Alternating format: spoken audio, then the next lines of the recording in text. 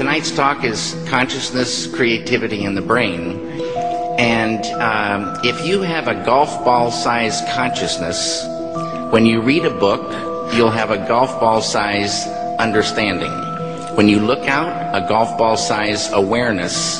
And when you wake up in the morning, a golf ball-sized wakefulness.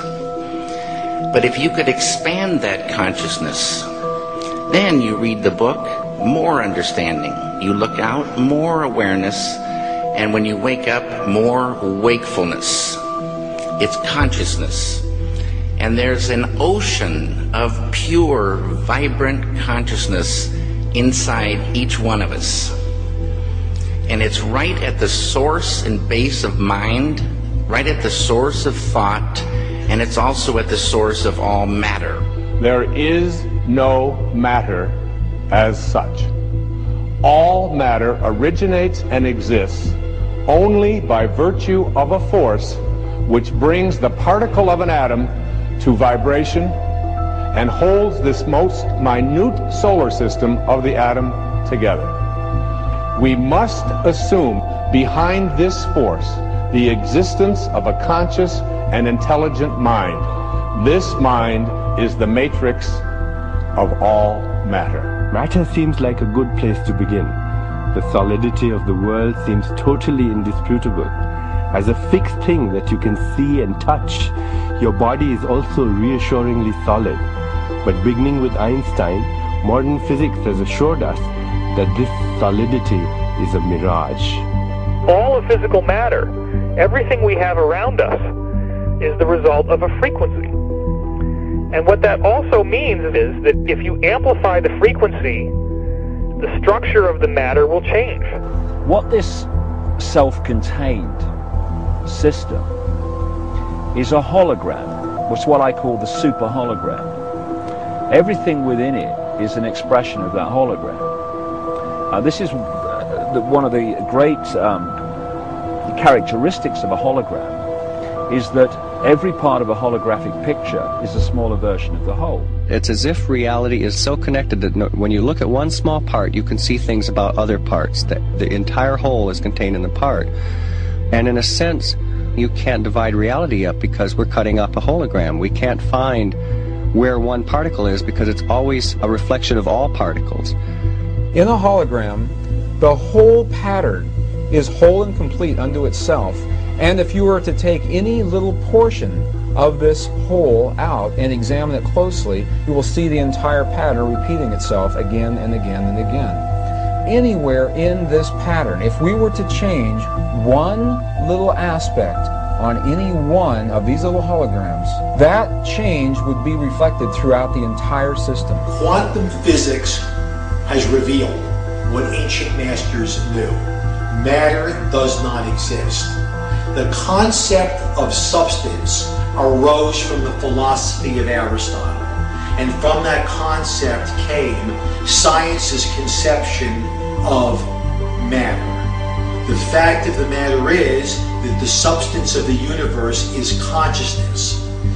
Belief that the substance of the universe is matter leads to what I call a fear-greed dichotomy. As people in their quiet desperation attempt to accumulate as many material possessions and riches as possible. In fact, the substance of the universe is consciousness.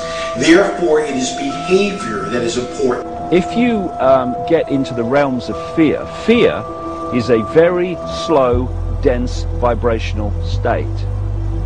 And the more you embody fear, and the whole of this manipulated society is globally is structured to make us fear, to make us have stress, to make us worry about tomorrow, and have guilt about yesterday, and forget about now. It brings us into a slow vibrating dense state. We should be very careful about what we believe about the future. The more you attach to a belief system, the more, if reality is holographic, you're helping create it by believing it. And you know, the great clairvoyant Edgar Cayce said that our every thought, that reality is built out of thought, and our every thought starts to build reality, and we're like, every thought is like a spider, we're like spider spinning web, and that web starts to build and build. Information is the key, because this matrix, this illusory reality that we think is real, people say to me, what is the matrix? Answer, it's information. Information creates fractals. As information flow increases, the number of fractals, mathematically speaking, increase. This was demonstrated by a mathematician named Theodore Gordon. Fractals are unpredictable functions, so things are becoming more and more unpredictable. When you start getting into fractals and chaos theory, when you look at it in terms of a society, this is where it starts to cross over into the so-called Illuminati or the negative elite, the world leaders with their philosophy of order out of chaos.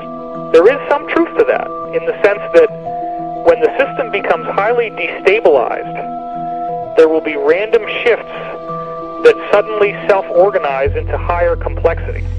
At the subatomic level, reality behaves in accordance with the expectation of the observer or the measurer, the scientist. Why is that remarkable? Because everything in the universe is composed of those subatomic particles. These atoms are particles that are whirling at lightning speeds around huge empty spaces, and the particles aren't material objects. They are fluctuations of energy and information in a huge void of energy and information. And what the science now is showing is that when you can change the field that the atom is in, you change the atom. And we're made of those atoms. So when we have feelings in our hearts, we're changing the field that connects the stuff everything is made of, and we literally are altering our physical reality. Once you establish the reality we live in, and the nature of what the physical body is, it's a biological computer, and the nature of what we are, which is consciousness, and then you start, as I have, looking at the way this world is structured and how it works and why they do this and why they do that, it suddenly brings into crystal clarity why the world is structured as it is. Because, you know, people look through their eyes and they think this is the world, but it isn't. It's a tiny, tiny frequency range within an infinite energy field of infinite frequency ranges. And basically it's like a holographic television channel. It is the act of consciousness that actually creates the building block that the universe is made of. I can't imagine a universe that exists without us, because it's the act of us observing the world around us that is creating, allowing us to create as we go in a participatory universe. We may never find the edge of our universe as we're looking to define what this universe looks like. We may never find the smallest particle in the quantum world to see what this stuff is that we're made out of. And the reason is because everywhere we look, everywhere that consciousness explores with the expectation that something will be there, that exploration, that act of looking, observation, is the act that creates something for us to see. That we are actually building this universe as we go. Consciousness is the programming language of the universe. We are consciousness conductors. That's what we do. That's who we are. Consciousness comes through us. It emanates from us. We are the creators. We are the ones who are targeted on this planet because we are the ones who transmit the reality just like everybody else does. If you switch your brain off and you are sucked into the mainstream media illusion, we must understand that we are being used because we create reality. So if we are manipulated in a certain way, and if we are modulated in a certain way, then our creation becomes not ours but somebody else's.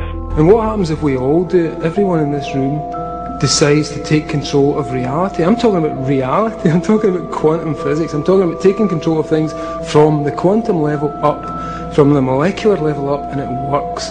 One of the things we're actually dealing with is as I say, some kind of operating system that can be hacked using words. The world is like a ride at an amusement park, and when you choose to go on it, you think it's real, because that's how powerful our minds are. And the ride goes up and down and round and round. It has thrills and chills, and it's very brightly colored, and it's very loud, and it's fun for a while. Some people have been on the ride for a long time, and they begin to question, is this real or is this just a ride? And other people have remembered, and they come back to us and they say, hey, don't worry, don't be afraid, ever, because this is just a ride.